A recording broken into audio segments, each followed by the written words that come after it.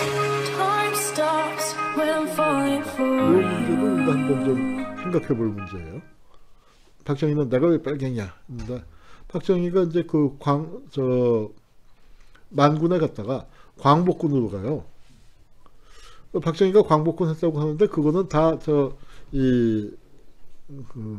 해방 후의 얘기입니다. 해방 전에 광복군이 아니에요. 해방 전에 광복군을 했어요, 진짜인데. 근데 그 광복군에 들어간 건 광복군이 이제 그 중국에서 생각해 볼 때 이게 해방된 다음에 중요한 역할을 할 것 같단 말이야. 근데 그러니까 거기에 기어 들어갔어요. 기어 들어갔는데 보니까 미국이 광복군을 인정 안 해요. 아, 이거 그 개털이구나 하면서 귀국을 했고, 귀국하는 과정에서는 아주 고생을 많이 했을 거고. 그리고 그 형 박상희를 찾아갔더니 너 꼴 좋다.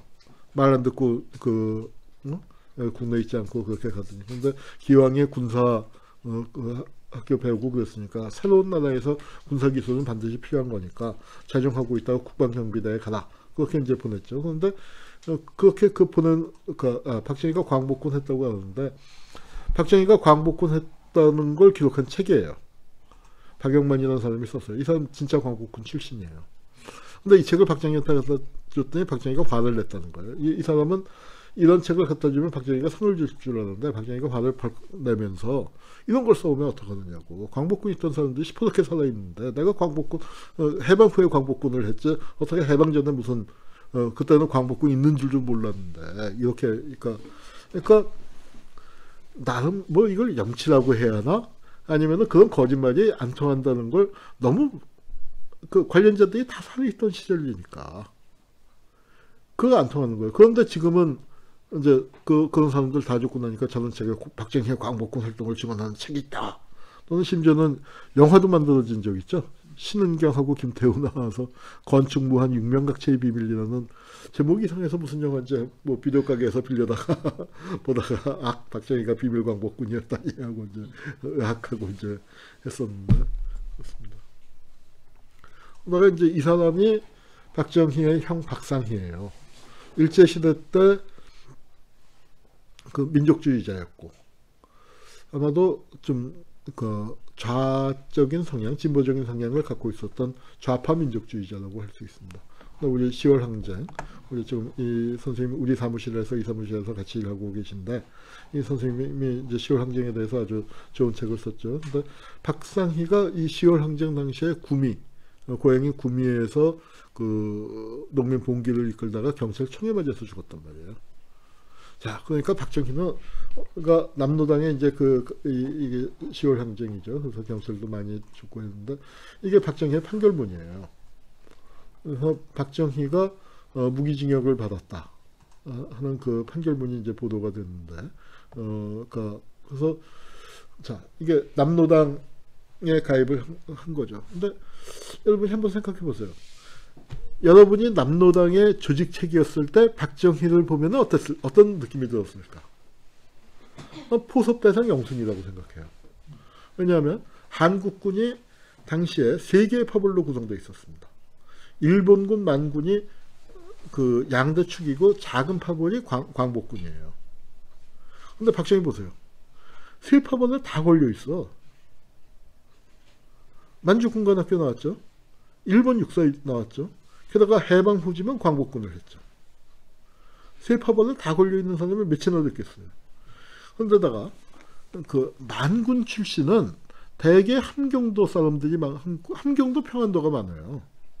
남쪽 출신으로 만군에 간 사람은 많지 않습니다. 일본 육사는 많이 갔어도 만군은 많지 않은데 박정희는 그 드물게 남쪽 출신 만군이에요. 남로당은 기반이 남쪽 아니에요.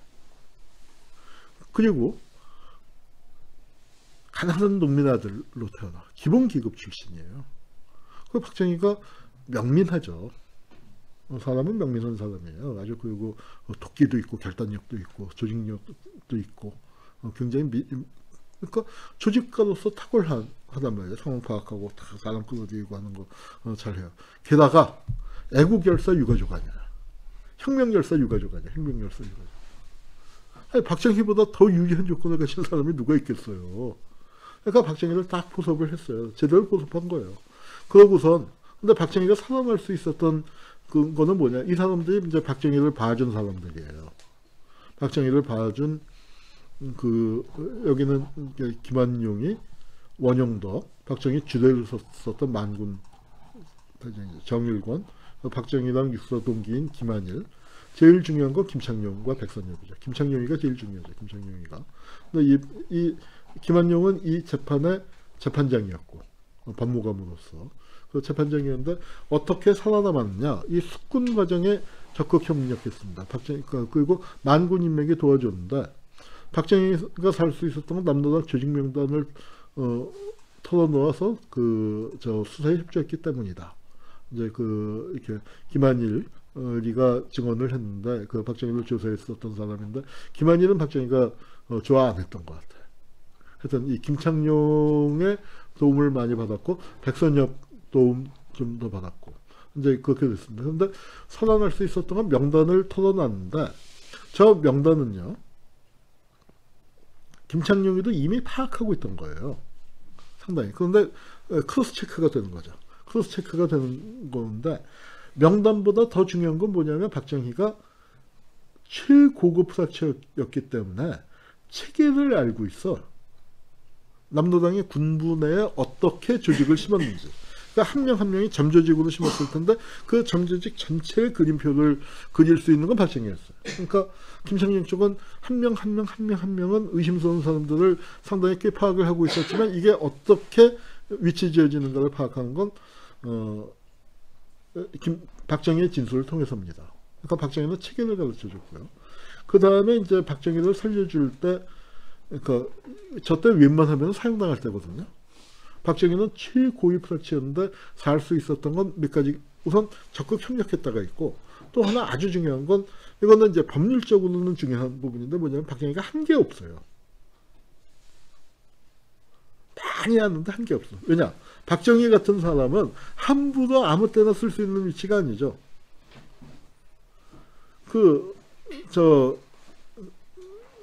천일 양군 일일 용병이란 말이 있습니다. 천일 동안 병력을 키우는 건 하루 써먹기 위한 거다. 박정희는 정말 남노당의 최고의 부닥치였기 때문에 정말 결정적인 순간에 움직여야 할 사람이기 때문에 뭐예요? 꼭꼭 숨어 있는 거죠. 그러니까 박정희가 한 게 없어요. 법률적으로는 한 게 있어야 못 처벌할 거 아니에요. 근데 그렇게 된 데다가 그래서 이제 박정희를 워낙 협조가 했고 그리고 그 당시에는 좌우익에 대한 관념이 좀 틀렸어요. 나중에 전쟁이 터지고 학살하고 그러고 난 다음에 이제 엄청난 게 됐지만 그전에는 야 쟤는 우리 식구인데 봐줘야지 그런 게 통해요. 다른 인연이 빨갱이다 아니다보다 더 중요한 거예요. 그럼 박정희는 만군 내에서는 능력으로 보나 또 박정희 성격으로 보나 굉장히 이제 큰 인물이 될 것이다 촉망받는 사람이었는데 선후배들이 다 나서서 이제 박정희 봐준 거고 봐줄 때 어떻게 봐주느냐 이것도 중요합니다. 저 사람들을 잡으러 갈 때 꼭 박정희를 데리고 가요. 박정희가 안 가도 얼마든지 잡을 수 있는 거예요. 그런데 일부러 박정희를 데리고 가. 그러면 어떻게 됐겠어요? 사람들 입장에서는. 다른 사람들이 보고서 뭐라고 하겠어.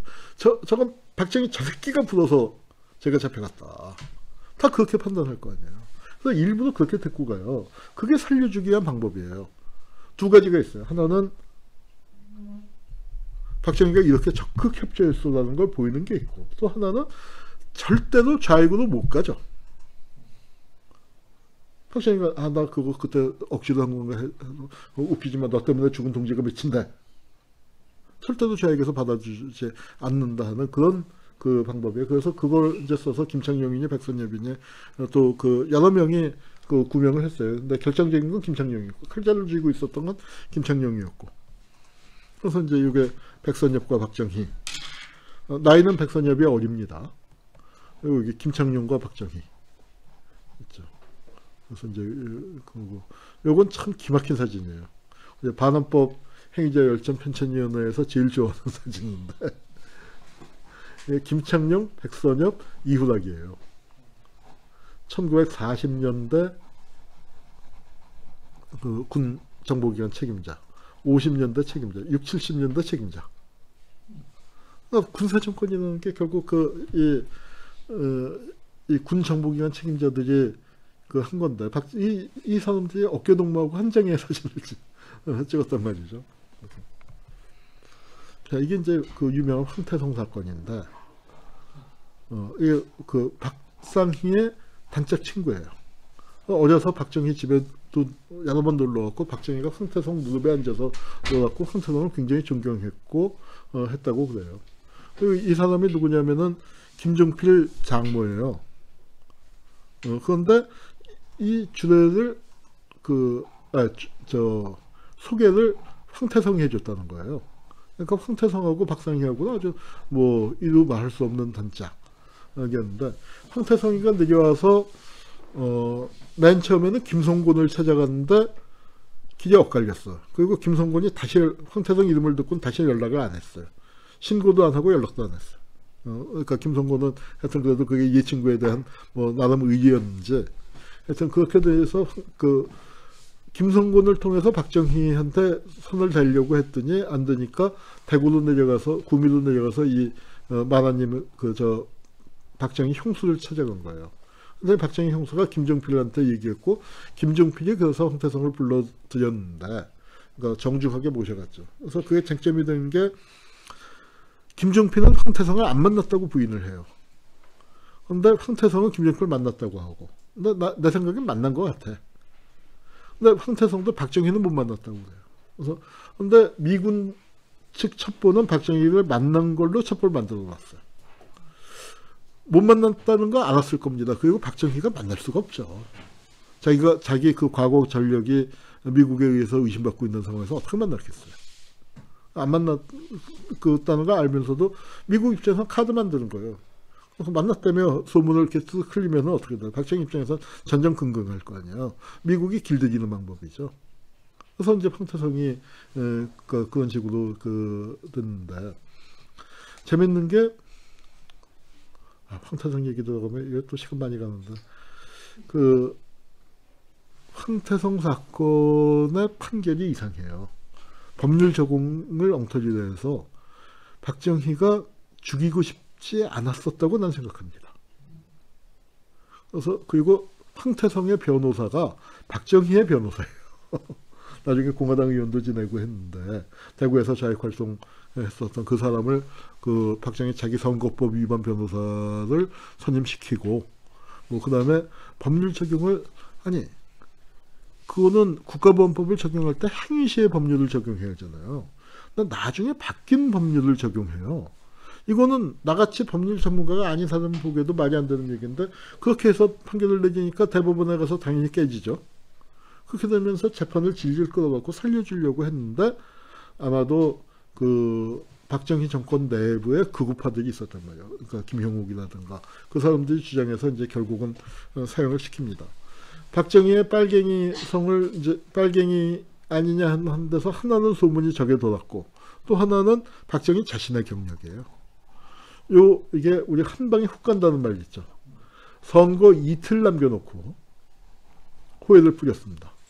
이 호해가 뭐냐면은 박정희가 여순 사건에 관련되어 있다. 이 서울신문이랑 해갖고 그 박정희가 무기징역을 받았다는 신문 자료를 찾아내서 공개한 거예요. 그 전에는 박정희가 여순 사건 관련자다, 뭐 소문이 있다, 이제 소문으로만 살살 돌다가 이 자료를 딱 선거 이틀 남겨놓고, 그건 뭐예요? 반박할 시간도 없이 저걸 만들어서 동아일보가 호해를 뿌려서 200만 부를 뿌려버리니까 의학하고 이제 뒤집히고, 중앙정보가 총동원돼서 그때는 신문을 기차를 할 테니까 기차역에서마다 이제 회수하고 했지만 서울 시내에서는 소문이 쫙 퍼졌죠.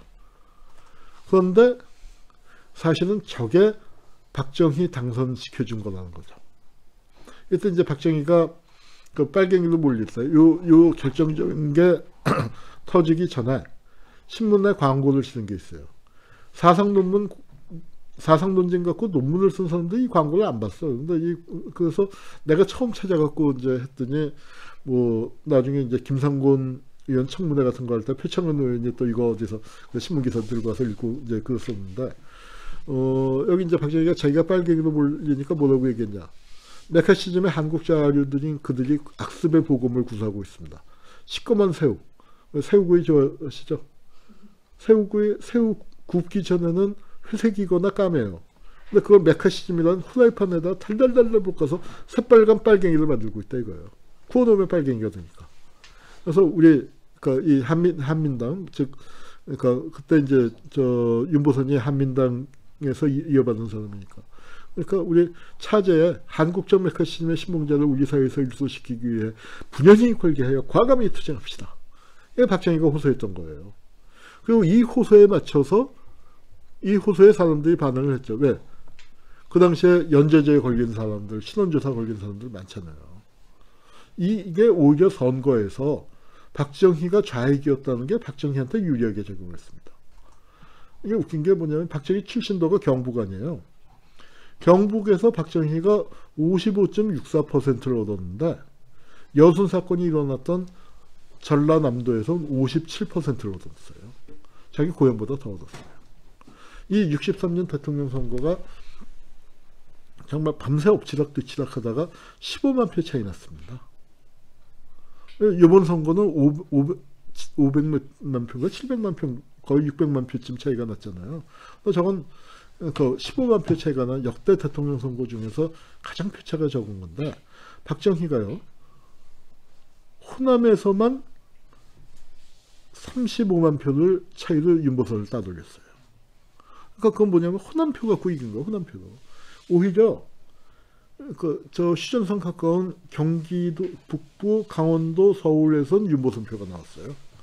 군인들도 박정희 빨갱이라고 오히려 안 찍고 빨갱이로 몰렸던 사람들이 박정희를 찍어준 거예요. 이거는 내 얘기가 아닙니다. 당시의 중앙정보부장이었던 김형욱의 판단이에요. 그리고 김대중 대통령도 비슷한 얘기를 했고. 그러니까 이때만 해도 지역감정이 약했던 거죠. 그런데 박정희가 집권한 다음에 어떻게 됐어요? 오히려 자기가 사상논쟁, 색깔론을 세게 벌렸고, 그리고 또 뭘 했습니까? 자기가 그러니까 이 지역감정을 부추겼고, 색깔론과 지역감정을 박정희가 부추겼잖아요. 자기는 호남표도 당선이 되었고. 그러니까 이걸 이제 요건 제가 쓴 글인데, 억울했던 빨갱이 박정희의 비명을 기억하라. 이 박정희의 좌익 전력에 대해서 이건 제가 빨갱이로 몰린 다음에 썼어요. 그러니까 이 반헌법 행위자 열자 뭐 그런 거 하는 것 때문에 몰린 다음에 썼는데 박정희의 좌익 전력 요걸 증언한 사람이 그레고리 핸더슨이라고 폴리틱스 오브 폴텍스라는 아주 유명한 책을 썼죠. 근데 우리 문정관 미국 대사관의 서기관과 참사관을 지냈는데 이 사람이 그때 내려와서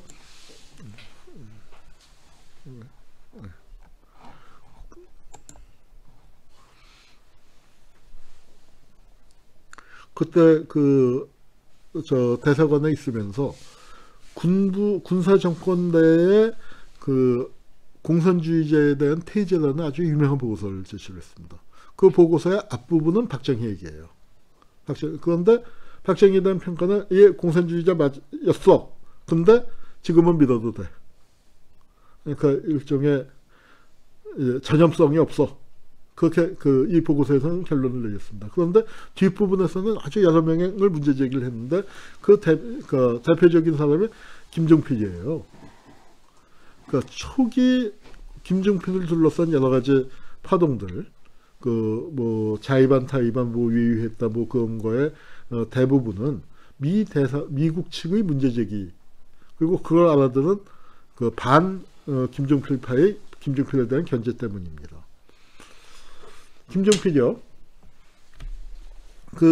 자기 회고록에서는 박정희의 좌익 경력에 대해서는 자세히 얘기했지만 자기 좌익 경력은 얘기를 안 했는데 저는 김종필이가 아주 원조 보수로 불리지만 김종필이 좌익이었다고 생각해요. 생각해요가 아니라 그거 맞습니다. 저는 자료들이 차고 넘치는데 예컨대 김종필이 서울 산행을 다니다가 군에 갔어요. 또 지금도 서울대생들이 병으로 잘 입대를 안 할 텐데 빠질 수 있으면 가난하나 빠질 텐데 저 때는 징병제도 아니었어요. 징병제가 아닌데 김종필이 왜 장교도 아니고 사병으로 군대를 갔을까?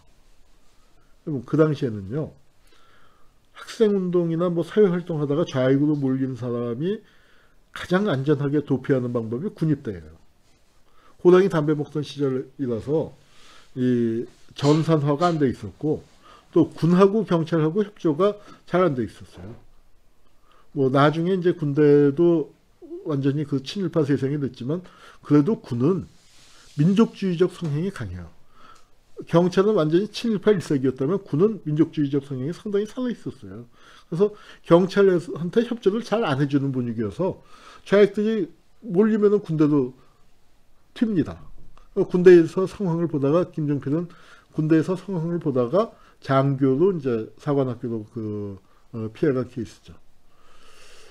언젠가 김근태 의원이 살아있을 때 김종필한테 가서 선배님이라고 불렀다가 욕을 바가지로 먹었어요. 아, 김근태도 학벌주의자라서 서울대 가서 그랬구나. 노무현 대통령도 그때 김근태 선배를 김근태 의원을 비판했던 걸로 기억을 합니다. 근데 제가 듣기에는 김근태가 김종필을 찾아가서 선배님이라고 호칭을 했던 건 저는 맥락이 좀 달랐다고 생각해요. 저는 당신 지금 원조 보수지만 옛날 운동권 아니었어. 좀 착착하시오.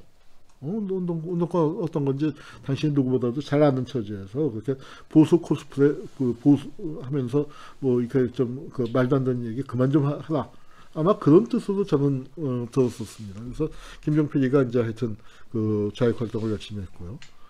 여기 이제 박정희의 최측근, 김종필의 측근이었던 김용태도 이제 대전에서 알아주는 좌익이었고, 여기 이제 대구 상황.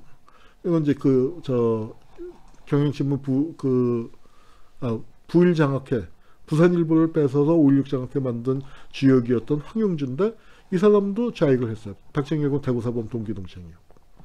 그 다음에 이제 이 세 명이 대구의 트로이카인데 김성곤, 엄민영, 백남옥입니다. 이 김성곤은 뭐 유명하죠. 쌍용 재벌인데 황태성하고 또 단짝 친구였고, 이 사람의 쌍용의 종잣돈이 사실은 남로당 경북도당 비자금이에요. 참 호랑이 담배 먹던 시절 얘기인데 김형욱 책에 보면 자세히 나옵니다. 김성곤이가 첫 번째 만든 기업 이름이 삼공물산인가 삼공기업인데 삼공이라는 게 뭐냐? 공산당 셋이 모여서 만들었다고 삼공이래요. 그래서 이제 하여튼 김성곤이가 그랬고, 그 밑에 백남옥이는 박정희의 외가 쪽 인척이 됩니다. 저기도 대구에서 좌익을 했었고, 그 옆에 엄민영이 박정희의 정치적인 스승이죠. 대구의 수자였다고 하는데, 박정희하고는 박정희 하숙을 잠깐 같이 했다 하는 뭐 얘기가 있습니다. 근데 저 엄민영이 주일 대사로 있다가 간 경변으로 이제 죽었다라고 되어 있는데 자살했다고 그래요. 엄민영은 옛날에 좌익을 세게 했다가 월북을 하려다가 잡혀서 월북이 안 됐어요. 그런데 이제 뭐 아는 사람 통해서 월북을 안 한 걸로 그냥 했는데 부인하고 아들은 넘어갔습니다. 굉장히 애처가고 가정적인 사람이어서 부인을 그리워했고 아들을 많이 보고 싶어 했는데 이북에서 아들이 대남 방송에 나왔다는 거예요. 이 양반이 일본 대사를 나가갖고 총련을 통해서 가족들을 수소문을 했는데 그게 미국 정보기관에 포착이 됐다는 거예요. 그래서 곤란한 지경에 올리니까 자살을 했다. 그렇게 알려져 있는데 이 사람도 그렇습니다. 그리고 여기 이제 뭐 또 김윤환의 형이죠. 김윤환의 형, 어떤 60대 킹메이커라고 했었던 경북 쪽에 그 형도 좌익을 했었고, 그 옆에 이원엽은 초대 감사원장이고, 그 밑에 이주일, 박정희의 단짝 친구였죠. 5.16을 같이 주도했었던 저 사람도 박정희랑 같은 세포원이라고 박정희가 불러서 이주일과 박원석 그랬고, 뭐 박정희 주변에, 그러니까 미국 입장에서 볼 때는 좌익 투성이다. 근데 박정희는 완전히 전형이 된 거기 때문에 괜찮은데, 특히 의심을 한 게 김종필이에요. 이 김종필이는 그 표현은 뭐라고 했냐면 슬리퍼라는 표현을 써요. 동면 중이다. 공산당을 하다가 전향했다는 증거가 없이 그냥 슬쩍 우익이 됐다 이거예요. 그러니까 저건 저 속을 모르는 놈이기 때문에 믿을 수가 없다 그렇게 나간 거예요. 그 김종필의 비서실장을 했던 자민련 시절에 김종필 비서실장을 했던 사람 중에 이동복이라고 있습니다. 극우죠. 그리고 훈령 조작 사건의 장본인이고 그 이동복 씨를 제가 인터뷰를 한 적이 있어요.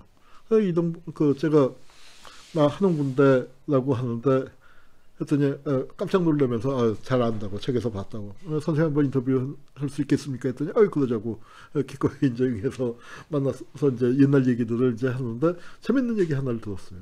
한겨서 내가 재밌는 얘기 하나 할게요. 이건 내가 직접 겪은 겁니다. 하면서 얘기를 하는 게 5.16 나고 다음 날인가 그거는 이제 보도 관제가 있어서 비보도를 전제로 하고 최고회의 그때 이제 최고회의 선포하고 난 다음에 지금 옛날 국회의사당 지금 그 서울시의회 거기에서 내외신 기자를 한 200명을 모았대요. 그리고 김종필이 나와서 5.16에 대해서 설명을 하는데 그때 김종필이 위세당당하고 멋있었대요. 얘기를 하는데 주어가 우리는이 아니라 나는이었대요. 나는 이래서 혁명을 했습니다. 그래서 그날 그 자리에서는 다 실제 김종필이가 주역이다. 박정희 장도영은 허사합이고 김종필이가 주역이구나. 그런 분위기였다. 그러면서 이제 쫙 하여튼 5.16에 대해서 다 설명을 하는데 누군가가 질문을 했대요. 그 군사정권의 경제정책은 어떻게 됩니까? 했더니 김종필이가 1초도 망설이지 않고 사회주의 할 겁니다. 그래서 그 사회주의가 물론 뭐 소련식 사회주의는 아닐 수도 있어요. 인도식 사회주의나 그럴 가능성이 더 컸다고 생각을 하지만 그래도 김종필의 첫마디가 사회주의 할 겁니다. 였다는 거예요. 그러니까 그 김종필에 대해서 미국이 좌익으로 의심을 한 게 그 당시 분위기에선 당연했다. 이제 그런 얘기를 합니다. Time stops when I'm falling for